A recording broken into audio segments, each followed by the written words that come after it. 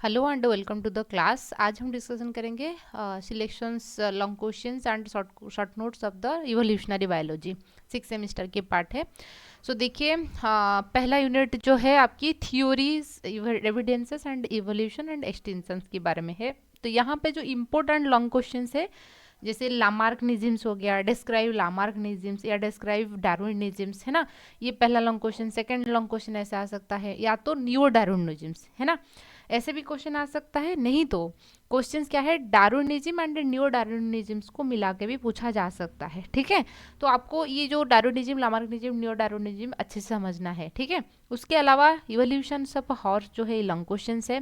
And KT extensions जो होता है, केटी सिलेक्शंस जो है, causes and effect, KT extensions की कॉजेस एंड एक्सटेंशन है ये। ठीक है, एंड कॉजेस एंड इनकी इफेक्ट आपको लिखना है, यहाँ से पूछा जाता है।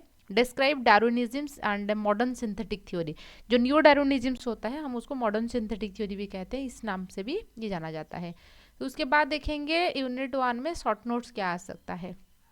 यहाँ पे जैसे देखिए, केमोजेनी हो गया, आरएनए वर्ल्ड हो गया। आपकी सीपेट में 2 बार क्वेश्चन आया है आरएनए वर्ल्ड से। ठीक है ना, आरएनए वर्ल्ड को कौन बताए थे, ठीक है ना। तो यहाँ पे आरएनए जो जो है, इसके बारे में 2 बार, मतलब कि 2 साल आया था।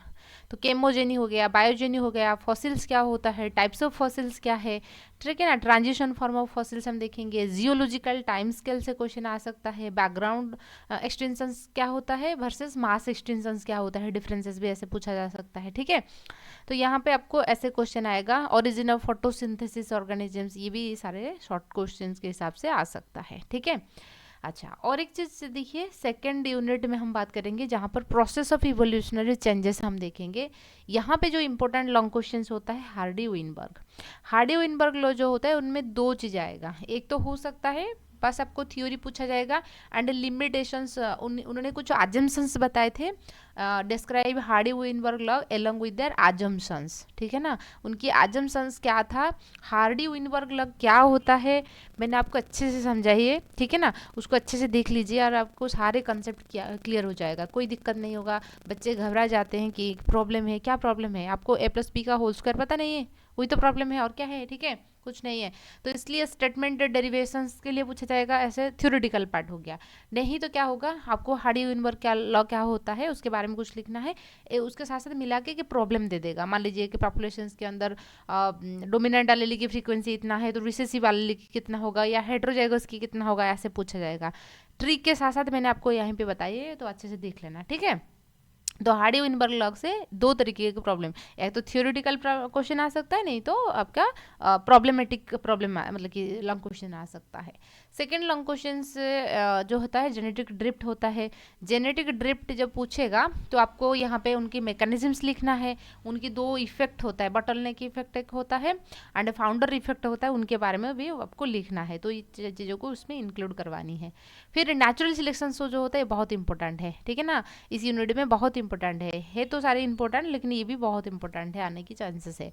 Role of migrations and mutations to change in allelic frequency, तो ये भी इस तरीके से क्वेश्चन आ सकता है। ठीक है, एलेलिक फ्रीक्वेंसी चेंज होने से क्या चीज़ें होता है, इसके बारे में भी क्वेश्चन आ सकता है, migrations and change in allelic frequency. उसके बाद हम देखेंगे शॉर्ट नोट्स के हिसाब से क्या आ सकता है, किन सिलेक्शन से आ सकता है, हेटेरोजाइगस सुपेरियरिटी, सेक्सुअल सिलेक्शंस क्या होता है, density dependent and density independent, इनके बारे में भी क्वेश्चन आ सकता है। ठीक है, अच्छा, एलेलिक टाइप होता है, जेनेटिक लोड क्या होता है, यहाँ से क्वेश्चन आ सकता है। ये आपकी शॉर्ट नोट से इस तरीके से क्वेश्चन आ सकता है, आप शॉर्ट नोट के हिसाब से उसको प्रिपेयर कर सकते हो। ठीक है, एक ज़रूरी इन्फॉर्मेशन शेयर करनी थी, यदि आप सिपेट के लिए तैयारी करना चाहते हो तो अभी से आप जुड़ सकते हो क्रैश कोर्स, जो कि 3000 की प्राइस पर है। लेकिन अभी यदि इस नंबर पे कांटेक्ट करने के बाद ज्वाइन करोगे तो आपको 1800 में ये अवेलेबल हो जाएगा, और सब्सक्रिप्शन लेने के बाद आपको ये चीज़ मतलब कि आप सब्सक्रिप्शन के बाद ये चीज़ एक्सेस कर सकते हो। ठीक है, ये सारी सुविधाएं हैं। ठीक है, स्ट्रक्चर पीडीएफ आपको मिल जाएगा पूरा का पूरा, नोट्स के साथ साथ सारे क्लासेस की रिकॉर्डिंग मिल जाएगा। ठीक है, जो भी डाउट होगा आप पूछ सकते हो, प्रीवियस ईयर क्वेश्चन डिस्कशन यहीं पे होगा। एमसीक्यू भी हम प्रैक्टिस करेंगे, अभी कोर्स रन हो रहा है और फिर हम बाद में एमसीक्यू प्रैक्टिस करेंगे एंड प्रीवियस ईयर क्वेश्चन। एक बार कोर्स कंप्लीट होने के बाद ये सारी चीज़ें चलेगा, ठीक है। चैप्टर वाइज एग्जाम भी हम करेंगे, ठीक है। तो यदि आप ज्वाइन करना चाहते हो तो जुड़ सकते हो, नहीं तो आप जो जूनियर लोग होते हैं यदि सेमिस्टर के लिए तैयारी करना चाहते हैं जो कि 1450 प्राइस है, यदि आप इस नंबर पे ज्वाइन करके कॉन्टैक्ट करके तो आपको 1200 में अवेलेबल हो जाएगा। हर एक कोर पेपर के लिए भी अलग अलग सॉल्यूशंस लिख सकते हैं, जैसे कि पर कोर पेपर 400 होता है, ठीक है। मान लीजिए कोई चाहेगा सिर्फ कंपैरेटिव एनाटॉमी लेने के लिए या कोई भी चाहेगा सिर्फ डेवलपमेंटल बायोलॉजी पढ़ना है तो ऐसे भी अवेलेबल है, ठीक है। सो नेक्स्ट बात करेंगे यूनिट थर्ड की चीज़ें। यूनिट थर्ड में स्पेसीज एंड स्पेसीज कॉन्सेप्ट के बारे में दे रखा है, स्पेसिएशन। स्पेसिएशन से क्वेश्चन आएगा, ठीक है। डिस्क्राइब अबाउट स्पेसिएशन, या एलोपेट्रिक, पैरापेट्रिक, पेरीपेट्रिक, सिम्पेट्रिक, इनके बारे में लिखना है। अडेप्टिव रेडिएशन, ये एक लंग क्वेश्चन है, सेकंड लंग क्वेश्चन होता है अडेप्टिव रेडिएशन, ये 2 लंग क्वेश्चन यूनिट 3 में होता है। एंड शॉर्ट नोट्स के हिसाब से आपका क्लाइंस क्या होता है, रेस क्या होता है, आइसोलेटिंग मैकेनिज्म्स क्या होता है, macro evolution, micro evolution and Galapagos finches, इनके बारे में पूछा जा सकता है, ठीक है। या तो सिर्फ आपको एक स्पेसीज की दे देगा, एलोपेट्रिक एंड सिम्पेट्रिक के बीच में डिफरेंसेस क्या है, ठीक है ना, इस तरीके से पूछा जाता है। फिर यूनिट 4 की बात करेंगे। यूनिट 3 में concept of origin and evolution of man, ये जो है इम्पोर्टेंट लॉन्ग क्वेश्चन है, ठीक है ना। Concept of origin and evolution, describe origin and evolution of human, ठीक है। तो यहाँ पे सारे मैंने आपको एक ट्रिक के साथ साथ याद करवाई थी। यदि आपने इवोल्यूशन ऑफ ह्यूमन नहीं देखा है उसको भी अच्छे से देख लीजिए, ठीक है।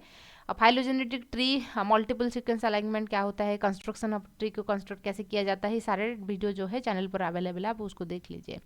शॉर्ट नोट्स जितने भी हमने ह्यूमन देखेंगे, ड्राइपिथेकस, ऑस्ट्रेलोपिथेकस, होमो निएंडरथाल, इस सारे के बारे में शॉर्ट नोट्स भी आ सकता है। सिर्फ एक है, जैसे मान लीजिए सिर्फ डायपिथेकस के बारे में पूछेगा, एप लाइक ह्यूमन कौन होता है उनके बारे में बताइए, ऐसा पूछेगा, ठीक है।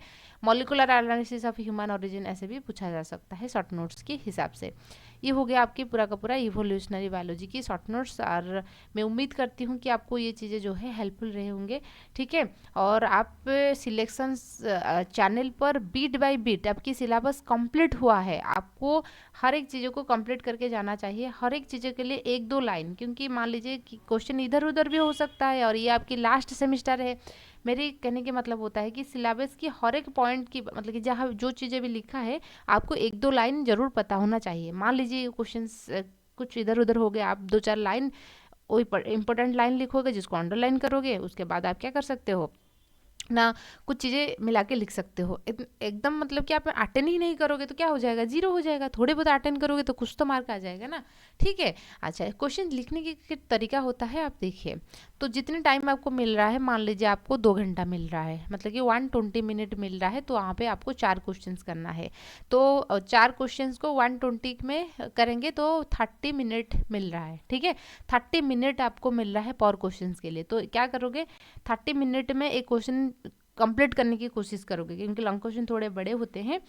तो मान लीजिए कंप्लीट नहीं हुआ, आप क्या करोगे, क्वेश्चन पढ़ लोगे, क्वेश्चन नंबर 1 2 3 4। मान लीजिए आपको क्वेश्चन नंबर 3 में स्पेसिएशंस के बारे में दे रखा है और आप अच्छे से पढ़ के गए हैं, ठीक है ना, एलोपेट्रिक के बारे, पेरीपेट्रिक के बारे में, आप इस क्वेश्चन को 1 घंटा लिखोगे, ठीक है। तो इसलिए 3 क्वेश्चंस है आपके पास और सिर्फ 1 घंटा है, एक क्वेश्चन को आपने 1 घंटा दे दिया, तो क्या होगा, आपके अंदर स्ट्रेस आएगा, ठीक है ना। फिर हम क्या करते हैं, हमको जो क्वेश्चन पहले अच्छे से आता है वही क्वेश्चन को अटेंड करते हैं, ये तो हमारा नॉर्मल सी बात है।